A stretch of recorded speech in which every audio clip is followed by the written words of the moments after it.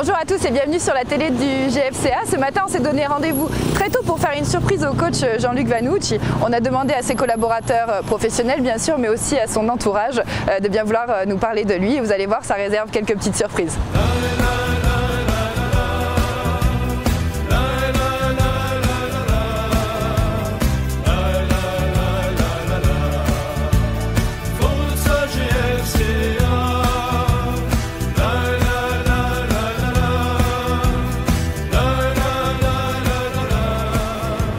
Salut Jérémy. Salut. Ça va? Bien. Écoute, on est là ce matin parce qu'on voudrait parler un petit peu du coach. Oui. Et j'aimerais savoir comment ça s'est passé, comment ça s'est déroulé, le premier contact, le premier échange. En fait, elle s'est faite au stade. Ok. Il avait convoqué un peu les leaders du groupe, on était 3-4 et il voulait nous rencontrer avant même de signer, je crois. D'accord. Donc c'était plutôt sympa et classe de sa part. Bonne initiative. Voilà, ouais. ouais, exactement, de nous dire un petit peu quel type d'entraîneur il était, qu'est-ce qu'il attendait de nous, qu'est-ce qu'il voyait pour l'équipe. Et puis se présenter, donc c'est pour ça c'est bien de nous connaître aussi. Donc c'est plutôt agréable, vraiment. Tu sentais ça touche un peu corse déjà? On le savait, mais en fait il est discret de ce côté-là. C'est vrai qu'il est plutôt calme, réservé, mais on sent qu'il est à fleur de peau et qu'à un moment donné, sur le côté on regarde et il a envie de rentrer et de mettre un tac, quoi. Ah d'accord, très bien, je pense à ce point-là. Ouais, je pense. Si tu devais me décrire le coach en un ou deux mots, qu'est-ce que tu me dirais? C'est un gros bosseur déjà. D'accord. Je pense que le vestiaire, il y est tous les jours. Okay. Le matin, après-midi, je sais que quand je monte au stade, il est tout le temps là en train de bosser, de trouver des solutions, de chercher des réponses, de se poser des questions. Et ça, voilà, il faut tirer un grand coup de chapeau, parce qu'il il a vraiment du temps, c'est un passionné. Et puis, c'est quelqu'un d'ouvert aussi. C'est vrai qu'il est venu avec certaines convictions et il a changé un peu de fusil d'épaule par rapport à des discussions qu'il a pu avoir avec nous et par rapport à des préférences que nous on avait. Et c'est pas donné à tout le monde. Il n'y a pas beaucoup de coachs qui ont cette ouverture d'esprit. Ton meilleur souvenir avec lui depuis déjà ces quelques mois? Après une victoire. Ouais, c'est vrai qu'on a pas mal souffert ces premiers quelques mois et tout le monde a été beaucoup critiqué. Et c'est vrai qu'après les victoires, on sent qu'il se lâche. Il ne parle pas après les victoires parce qu'il ne veut jamais dire de bêtises et qu'il reste vraiment mesuré. Donc il ne parle que le lendemain. Mais on sent qu'il se relâche et il parle des accolades, on se check, on se serre la main et tout. Voilà, c'est vraiment des moments où on est proche et c'est agréable. C'est privilégié, ouais. Bien sûr. Tu veux boire ton café un petit peu quand même? Oui, pour me changer un peu la voix. Un peu la voix. Oui, tu cries beaucoup toi sur le terrain. Non, c'est froid. Non, c'est pas vrai, on t'a entendu. Oui, je crie aussi un petit peu. Ouais. Salut, ça va? J'ai le soleil aujourd'hui. Oui, on a vu. Comment ça va? Très bien, merci. Bien réveillé? Ouais. Un petit thé? Un petit thé magnifique. Je n'ai pas commandé. Et les viennoiseries également? Non, mais ça, je suis origine. Christophe, ce matin, on est là pour parler du coach. Oui. Ouais. Toi, tu le connais bien? Je connais un petit peu, ouais. Je connais même très bien, puisque ça fait plus de 20 ans qu'on se connaît. Lors de mon premier contrat professionnel à Cannes, il avait signé en même temps que moi, mais il était un petit peu plus âgé. Avec son épouse Caroline, ils m'ont accueilli et puis permis de m'émanciper un peu. Donc c'est quelqu'un pour qui j'ai beaucoup d'amitié, beaucoup de respect. Toi, tu as vraiment une relation privilégiée du coup avec lui? Oui, on n'avait jamais retravaillé ensemble, que ce soit en tant que joueur dans un autre club que Cannes ou après quand il a embrassé cette carrière d'entraîneur. Et puis les opportunités font qu'il était libre de tout contrat, que nous étions à la recherche d'un entraîneur. Et j'ai voulu qu'il rencontre Olivier. Et puis le feeling est passé aussi bien avec Olivier qu'avec moi. Et on est là pour essayer de construire quelque chose sur au moins du moyen terme. Et je pense que c'est une personne qui doit pouvoir nous aider à faire progresser le club et à construire quelque chose de solide. J'ai l'impression qu'il a cette sympathie assez naturelle auprès des gens au sein du club. Oui, parce que c'est une personne attachante, c'est une personne droite, rigoureuse. On est plutôt obligé parfois de lui dire bon mais rentre un peu à la maison puisque ça y est il fait nuit là. Mais, et puis on est 25 décembre donc voilà, ce serait bien voilà mais. Non, voilà, c'est vraiment un gros travailleur et voilà, on a vraiment envie que ça marche. Alors, si tu devais le décrire en un ou deux mots, hormis rigoureux, peut-être plus dans son intime, dans sa... Ouais, je pense que c'est un garçon qui est anxieux en fait. Qui est anxieux. Ouais. Je pense que mais peut-être qu'une personne encore plus proche que moi vous en parlera mieux, mais ouais, je pense que c'est quelqu'un qui est anxieux, qui est soucieux du détail. et qui est jamais rassasié et toujours, voilà, toujours anxieux et qui a un peu peur de ce qui va se passer après. Voilà. Et c'est surtout quelqu'un qui n'est pas un mec de coups, qui est quelqu'un qui est là pour construire, il aime construire les choses. Il a pas, dans son parcours d'entraîneur, il n'a jamais eu quelque chose de facile. Donc il a l'habitude, parce qu'au Gazélec c'est jamais facile, donc il n'y a pas de problème sur ce côté-là. Ça fait partie de l'ADN. Oui, exactement, exactement. Ok, merci beaucoup Christophe. De rien. Salut, bonjour, ça va très bien, très bien. Enchanté, on se connaît pas. Ben oui, enchanté moi aussi. Hein. Le ciel est dégagé du coup, oui. hein, il fait frais, voilà. Alors, c'est vrai qu'on se connaît pas. Parlez-moi un petit peu de vous et de votre relation avec Jean-Luc. Je crois que vous vous appelez Jean-Luc également. Ben oui, voilà, ça tombe bien. Hein. Voilà, ben moi j'ai pas mal bourlingué dans le milieu sportif. Bon, au tout début en tant que joueur, mais à un tout petit niveau. Hein, j'ai touché un peu à quelques sports co, le foot, le hand, et puis j'ai vite pris la trajectoire, je dirais, de la tribune de presse. Hein, depuis au moins pratiquement 30 ans hein, quand même déjà. Hein. Sur Ajaccio, donc j'ai quand même la prétention de pouvoir connaître un peu le sport ajaccien, notamment le foot, mais aussi le hand. Voilà. Alors dans toutes ces aventures, comment vous avez connu Jean-Luc? Ah ben c'est un peu particulier. On adore quand c'est particulier. Ben oui, c'est un peu grâce à ma femme, voilà, qui était, on va dire, allez, je vais pas compliquer l'histoire, mais qui était un peu sa demi-sœur, voilà. Leurs parents respectifs étaient compagnons. Voilà, il y a toujours une femme derrière les grands hommes. Voilà. Pour tout vous dire, donc on s'est connus, ça fait plus d'une vingtaine d'années. Hein. Voilà, j'en étais au début de ma relation familiale et donc j'ai eu la chance de connaître Jean-Luc qui était à l'époque joueur. Donc il est revenu sur ses terres d'origine hein, en signant au Gazélec pour mon plus grand plaisir. Alors est-ce que vous pensez que c'était son souhait de rentrer ? Oh, je pense que oui, que dans son fort intérieur, il avait cette ambition et puis avec aussi cette bonne pression d'être chez lui, vraiment, dans son île. Je vous le dis, c'est sûrement une bonne pression qu'il a dû se mettre. Après, ça ne va pas être facile tous les jours.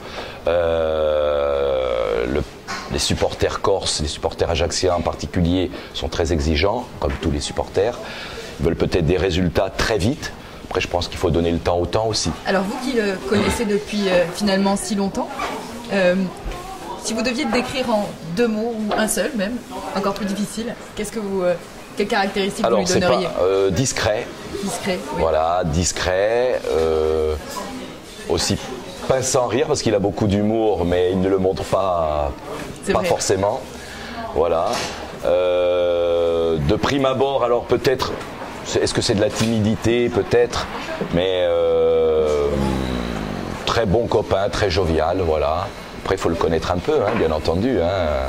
Les Ajacciens ne le connaissent pas forcément, même s'il est originaire de Cargèse, qui n'est pas très loin d'Ajaccio. Alors, j'ai cru comprendre que vous vous voyez aussi en dehors du stade avec Jean-Luc. Oui, bien entendu, on se fréquente assez régulièrement. Alors de quoi on parle ? On parle hand ou on parle foot ? Forcément, on parle un peu foot, mais j'évite quand même. On a d'autres sujets de conversation. Le hand, il vient aussi de temps en temps supporter l'équipe dans les tribunes, au même titre que tous les dirigeants du Gazélec. On voit souvent Christophe, Fanfan, voilà, Olivier aussi est présent. Donc il y a une grande solidarité au niveau de la famille du Gazélec, au niveau de l'Omnisport. Mais c'est vrai qu'on a d'autres sujets de conversation. Il aime bien chanter, vous savez. Voilà, de temps en temps, oui, on organise des petits karaokés à la maison. Voilà. Il va pas être content de voir ça, qu'on sort les dossiers. Ouais. Donc ça, c'est un petit clin d'œil. Je rappelle qu'il n'est pas au courant c'est un petit clin d'œil que je lui fais. Je pense qu'il va beaucoup sourire à l'évocation de cette qualité, voilà, vocale. Très bien. Oh, salut. Bien et toi? Bienvenue. Achète-toi, je t'en prie. Toi qui le côtoies au quotidien, puisque c'est ça, hein, c'est ça. Ouais. Qu'est-ce que tu pourrais nous dire en première caractéristique de sa personnalité? C'est un bon mec. Ah. Voilà. L'expression bon mec. C'est un bon mec, ouais. Bon, déjà, moi, Jean-Luc, je le connais d'avant, puisqu'on a joué contre quand il était à l'EGC Nice. Et il est je trouve, hein, dans le travail, après, bon, moi, je joue plus, malheureusement. Ou heureusement. Non, quand même. Non, je trouve qu'il a il a plus ou moins la même rigueur que quand il était footballeur. Bon, moi, quand il était footballeur, on se côtoyait moins qu'aujourd'hui puisqu'on ne jouait pas dans le même club. Mais c'était un joueur, un défenseur, voilà, rigoureux, rugueux. On a entendu aussi que c'était le genre de personne qui était tellement rigoureuse qu'il fallait lui dire de partir du stade. Est-ce que c'est vrai? Mais disons qu'il aime bien le stade. Oui. Faudrait poser la question à Caroline, sa femme, parce que je pense qu'elle est mieux placée que moi pour en parler. Mais je pense que ça fait partie du travail d'un entraîneur aussi. C'est sa deuxième maison. Au même titre qu'un footballeur, c'est aussi sa deuxième maison. Voir si le footballeur est vraiment professionnel, peut-être sa maison tout court. Quelle est la différence entre le joueur et l'entraîneur? Dommage que je ne puisse pas dire de gros mots, mais il était vraiment plus casse-bonbon quand il était joueur qu'entraîneur. D'accord, donc il s'est assagi. Ouais, c'est un bon mec, comme je vous disais tout à l'heure. Donc quand il joue au ballon, il était un peu croix aussi. C'est-à-dire? Il filait des coups. Ah, c'est vrai. Ouais. Il était généreux dans l'effort, on va dire ça comme ça. Mais voilà, quand il était joueur, il ne sait pas faire. Il n'était pas le seul, hein, Jean-Luc. Mais voilà, c'est comme ça. C'était le foot. Voilà. Si vous deviez lui dire un mot? Bon courage. Bonjour, Caroline Manu. Enchantée. Alors, bienvenue à ce petit déjeuner improvisé. Oui, merci. Donc, je rappelle, vous êtes l'épouse de Jean-Luc. Et c'est vrai qu'on est ravis de vous rencontrer et de vous découvrir aussi, puisque vous êtes la mieux placée, je pense, pour nous parler de lui. Je pense. Alors, c'est quelqu'un de très famille, honnête, fidèle en amitié, passionné. Qu'est-ce que le foot représente à vous, dans votre vie à vous, en fait? Le foot prend une place très importante, hein, parce que quand on est femme de joueur... Oui, déjà femme de joueur au départ, c'est vrai. Femme de joueur, oui, et femme d'entraîneur. Déjà, c'est pas évident. On met un petit peu sa carrière professionnelle entre parenthèses, on va dire. Et donc le football prend beaucoup dans la vie, dans les week-ends, dans la famille, parce que le stress se vit vraiment en couple, en famille même, parce que même pour nos filles. C'est vrai que c'est vraiment quelque chose que l'on vit en famille. Oui, j'ai cru comprendre que vos filles suivaient énormément la carrière de leur papa. Oui, alors il y en a une qui est sur Paris et l'autre qui est sur Nîmes. Mais c'est vrai qu'on est un petit peu un clan et tout le monde suit ça de très près en fait. Bien sûr. Alors, comment ça réagit dans votre clan finalement en cas de défaite et en cas de victoire? Je dirais que les week-ends sont plus sympas quand il y a eu une victoire. Oui. Et voilà, et c'est vrai qu'il y a toujours le stress parce que finalement ce sont des... Enfin, les résultats influencent sur notre vie de tous les jours parce que l'entraîneur est quand même en première ligne. Bien sûr. Donc voilà, c'est vrai que donc c'est sa famille pas aussi, toujours, malheureusement aussi. C'est pas toujours évident. Oui. Oui. C'est un métier en fait qui implique tout le monde. Je crois que vous suivez bien les matchs et que vous venez même au stade. Oui, effectivement. Je pense que c'est important aussi pour Jean-Luc que je sois là. Donc j'essaye d'être là pratiquement tous les matchs. Sauf pour le week-end du derby contre la CA, je m'y suis refusée, trop de pression. C'était trop difficile. Oui, c'était difficile. Pour lui aussi?